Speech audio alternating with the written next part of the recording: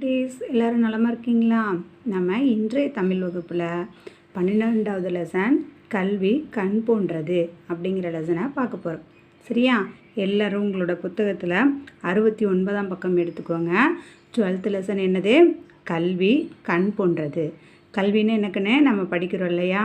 அந்த பாடம் தான், அந்த கதை தான் நம்ம கல்வி அப்படிங்கிறது. நம்மளுடைய கண் போன்றது. நம்ம உடம்புக்கு கண் எவ்வளோ முக்கியமோ அந்த மாதிரி வாழ்க்கைக்கு கல்வி மிக முக்கியமானது. ஓகேவா?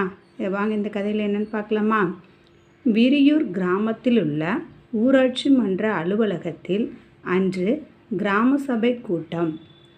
எந்த கிராமம்? விரியூர் அப்படிங்கிற ஒரு கிராமத்தில் ஊராட்சி மன்ற அலுவலகத்தில் அன்றைக்கி கிராம சபை கூட்டம் நடந்துட்டுருக்கு. வீட்டிற்கு ஒருவர் கூட்டத்தில் கட்டாயம் கலந்து கொள்ள வேண்டும் என்று தண்டோரா போட்டு அறிவிக்கப்பட்டிருந்தது. அறிவிப்பை கேட்ட பொன்வண்ணன் தன் கடையை பூட்டிவிட்டு கூட்டத்திற்கு சென்றார். அந்த கிராமத்தில் நடக்குது, ஒரு கிராம சபை கூட்டம் நடக்குது. தண்டோரா அப்படின்னு என்னது, ஒரு மேலே மாதிரி கொட்டி சொல்லுவாங்க. அந்த தண்டோரா போட்டு சொல்கிறாங்க. அந்த அறிவிப்பை கேட்ட உடனே பொன்வண்ணன் அப்படிங்கிறவர் தன்னோட கடையை பூட்டிட்டு கூட்டத்துக்கு. ஓகேவா? செகண்ட் பேரா.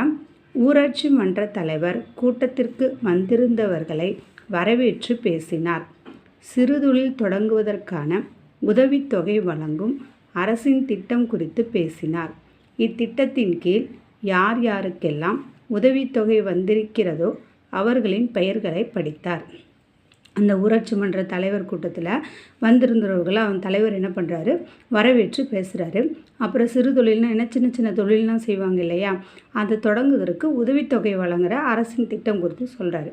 அந்த திட்டத்தின் கீழே யாராருக்கெல்லாம் உதவித்தொகை, அதாவது பணம் வந்திருக்கோ அவர்களோட பெயர்களெல்லாம் படிக்கிறார்.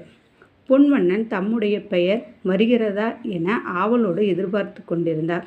பொன்வண்ணன் அந்த கூட்டத்துக்கு போனார் இல்லையா, தன்னுடைய பேரும் வந்திருக்கா அப்படின்னு சொல்லி ரொம்ப ஆவலாக பார்க்குறார். ஆனால் கடைசி வரை அவர் பெயர் வரவே இல்லை. அவளோட பேர் கடைசி வரையும் வரல. பாருங்கள், இதுதான் ஊராட்சி மன்ற அலுவலகம். அந்த ஊரோட பேர் என்ன, அந்த கிராமத்தோட பேர் விரியூர். ஓகேவா? அங்கே கிராம சபை கூட்டம் நடக்குது. அதோட தலைவர் தான் இவர் தான் பொன்வண்ணன் அப்படிங்கிறவர். ஓகேவா? இவர் தான் உதவித்தொகை வந்திருக்கா அப்படின்னு சொல்லி வெயிட் பண்ணி பார்த்துட்ருக்கார். ஓகேவா? பொன்வண்ணன் தலைவரிடம் சென்றார். ஐயா, எனக்கு ஏன் உதவித்தொகை இல்லை? நானும் பண வசதி இல்லாமல் மிகவும் துன்பப்படுகிறேனே என்று கேட்டார். பொன்வன் தலைவர்கிட்ட போய் எனக்கே உதவித்தொகை இல்லை, நானும் ரொம்ப பணம் இல்லாமல் கஷ்டப்படுறேன் தானே அப்படின்னு கேட்குறாரு. யாருக்கெல்லாம் பண உதவி தேவையோ அவர்களுக்கான கூட்டம் பற்றி உங்களுக்கு அஞ்சல் மூலம் தெரிவித்து இருந்தோமே, நீங்கள் ஏன் கலந்து கொள்ளவில்லை என்றார் தலைவர். அந்த கிராம சபை கூட்ட தலைவர் என்ன சொல்கிறார், யாருக்கெல்லாம் பண உதவி தேவையோ அவர்களுக்கான ஒரு கூட்டம் நடைபெற்றது. அது அஞ்சல் மூலம்னு என்னது, கடிதம் மூலம். போஸ்ட் ஆஃபீஸில் கடிதம்லாம் ஒரு இல்லைக்கானே அந்த மூலம் தெரிவிச்சிருந்தோம், நீங்கள் ஏன் கலந்துக்கல அப்படின்னு சொல்லி இந்த தலைவர் கேட்குறாரு. ஆமாம், போன வாரம் அஞ்சல்காரர் கொடுத்தார், படிக்க தெரியாததால் அப்படியே வைத்து விட்டேன். என்னப்பா, உனக்கு தான் படிக்க தெரியலை, ஆனால் உன் பையன்தான் பள்ளியிலே படிக்கிறானே, அது எப்படி தெரியாமல் போகும்? அந்த பொன்வண்ணன் அப்படிங்கிறவருக்கு படிக்க தெரியல, அதனால அஞ்சல்காரன்னு என்னது போஸ்ட்மேன்னு சொல்லுவோம் இல்லையா, அவர் கொடுத்தாரு, படிக்க தெரியலாம் அப்படியே வச்சுட்டு அப்படிங்கிற. உனக்கு தான் படிக்க தெரியல, உங்கள் பையனுக்கு தெரியும் தானே அப்படின்னு சொல்லி அந்த தலைவர் கேட்குறாரு. பொன்வண்ணனோட கடை இதுதான். அவங்க பையனை அவர் கடையிலேயே போட்டதுனால அந்த பையனுக்கும் படிப்பறிவு இல்லாமல் போயிடுச்சு. சரியா? இப்போ இவன் படிப்பறிவு இல்லாதனால எவ்வளோ கஷ்டப்படுறாங்க பார்த்தீங்களா? பொன்வண்ணன் சற்று குற்ற உணர்வோடு தலை குனிந்தபடி, ஐயா, நான் மிதிவண்டி பழுது பார்க்கும் கடை வைத்திருக்கிறேன்.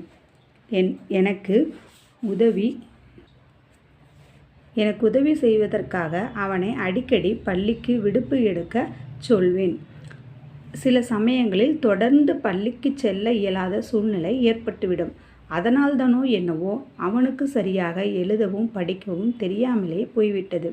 அவனுடைய ஆசிரியரும் இதை பற்றி என்னிடம் அடிக்கடி சொல்லி வருத்தப்படுவார். பள்ளிக்கு தொடர்ந்து அனுப்புமாறு அறிவுரையும் கூறுவார். நான் தான் தப்பு செய்துவிட்டேன். என் மகனை இப்படி படிக்க தெரியாதவனாக ஆக்கிவிட்டேன் என்று வருத்தத்துடன் கூறினார் பொன்வண்ணன். நம்ம பார்த்துலக்கன்னு அந்த பிக்சரில் கடையில் அவங்க பையனையும் அவர் வேலைக்கு போட்டதுனால அவன் அடிக்கடி பள்ளிக்கு போகாமல் லீவ் எடுத்ததுனால படிக்க தெரியாமையே போயிடுச்சு இல்லையா? அதனால் அவனுக்கு படிக்க தெரில, அவங்க அப்பாவுக்கு படிக்க தெரியாதனால அவங்களுக்கு உதவித்தொகை பற்றிய விழிப்புணர்வே இல்லாமல் போயிடுச்சு. உடனே அந்த கிராம சபை தலைவர் சொல்கிறாரு, உங்கள் அறியாமையால் இப்போது என்ன வயிற்று பார்த்தீர்களா? அரசின் உதவித்தொகையை உங்களால் பெற முடியாமல் போய்விட்டதே. கல்வி அறிவு இருந்தால்தான் நாள்தோறும் நம்மை சுற்றி நடக்கும் நிகழ்ச்சிகளையும் அறிவியல் மாற்றங்களையும் அறிந்து கொள்ள முடியும், நம்மையும் மேம்படுத்தி கொள்ள முடியும். கல்வி தொழிலுக்கு வழிகாட்டுகிறது, வாழ்க்கையை நெறிப்படுத்த உதவுகிறது. இப்போதாவது புரிந்து கொண்டீர்களா அப்படின்னு சொல்லி தலைவர் சொல்கிறாரு. இப்போ உங்கள் அறிவு மேலே என்ன ஆயிடுச்சு பற்றியா, உங்களோட உதவித்தொகை கூட உங்களுக்கு கிடைக்காம போயிடுச்சு. அந்த கல்வி அறிவு இருந்தால் தான் நம்ம சுற்றி நடக்கும் நிகழ்ச்சிகள் அந்த அறிவியல் மாற்றங்களை நம்மளால் தெரிஞ்சிக்க முடியும், நம்மளையும் மேம்படுத்த உதவும், நம்ம தொழிலுக்கும் அது உதவும் அப்படின்னு சொல்லி தலைவர் சொல்கிறார். என்ன குட்டீஸ், நீங்களும் இந்த கதையிலேருந்து என்ன தெரிஞ்சுக்கிறீங்க? இப்போ நம்ம வீட்டில் தான் இருக்கோம். அப்போ கல்விக்கு நம்ம முக்கியத்துவம் கொடுத்து படிக்கிறது எழுதுகிற வேலையும் நம்ம செய்யணும். அதை அப்படியே விட்டுட்டோம்னா நமக்கு படிக்க தெரியாமல் போயிடும். சின்ன சின்ன நியூஸ் பேப்பரில் வர்றது கூட படிக்க தெரியாமல் போயிடும். அதனால் நம்மளை சுற்றி என்ன நடக்குதுங்கிறதும் நமக்கு தெரியாமல் போயிடும். இது நமக்கு வாழ்க்கைக்கு தேவையான இந்த பாடத்தை நல்லா பார்த்துக்கோங்க. ஓகேவா? அடுத்தது, ஐயா, இப்போ நான் நன்கு புரிந்து கொண்டேன். நான் தான் கல்வி கற்காமல் இருந்து விட்டேன். என் மகனாவது நன்கு படித்து வாழ்வில் முன்னேறட்டும். இனி நான் என் மகனை வேலைக்காக பள்ளியை விட்டு நிறுத்த மாட்டேன். இப்போதே என் மகனை அழைத்து சென்று தலைமை ஆசிரியரிடம் மீண்டும் பள்ளியில் சேர்த்து கொள்ளுமாறு நான் வேண்டிக் கொள்வேன். இப்போ பொன்வண்ணன் ரொம்ப புரிஞ்சுக்கிட்டாரு இல்லையா? நான் தான் படிக்காமல் இருந்துட்டேன், என் மகனை கண்டிப்பாக படிக்க வைப்பேன். இனிமேல் என்னோடய வேலைக்காக பையனை பள்ளியை விட்டு நிறுத்த மாட்டேன் அப்படின்னு சொல்லி நான் மீண்டும் ஸ்கூலில் போய் அவனை சேர்த்துறேன் அப்படின்னு சொல்லி பொன்வண்ணன் சொல்கிறார். புரிந்து கொண்டால் சரிதான். உங்களுக்கு ஏற்பட்ட இந்த அனுபவத்தால் நீங்கள் மட்டும் தெரிந்து கொண்டால் போதாது. நம் கிராமத்தினர் அனைவரும் அறியாமை நீங்கி கல்வி குறித்த விழிப்புணர்வு பெற வேண்டும். அந்த தலைவர் என்ன சொல்கிறாரு, நீங்கள் மட்டும் புரிஞ்சுக்கிட்டால் போதாது, இந்த அனுபவத்தால் நம்ம ஊரில் இருக்கவங்க எல்லாருமே தெரிஞ்சுக்கணும். கல்வி குறித்த விழிப்புணர்வு வேணும். கல்வி தான் நம்ம வாழ்க்கைக்கு ரொம்ப அடிப்படை. சரியா? அதை தான் இந்த பாடத்தில் நம்ம தெரிஞ்சுக்கிறோம். நமக்கு இது ஒரு பாடம்தான். இதை பார்த்து நம்ம நல்லா கற்றுக்கணும். ஓகே? கல்வியின் தேவையை எடுத்து கூறிய ஊராட்சி மன்ற தலைவருக்கு நன்றி கூறிவிட்டு அங்கிருந்து சென்றார் பொன்வண்ணன். இதோட தேவையை எடுத்து கூறிய அந்த தலைவருக்கு நன்றி சொல்லிவிட்டு அங்கேருந்து கிளம்புறாரு பொன்வண்ணன். என்ன குட்டீஸ், இந்த கதையிலேருந்து நாம் என்ன தெரிஞ்சுக்கிறோம்?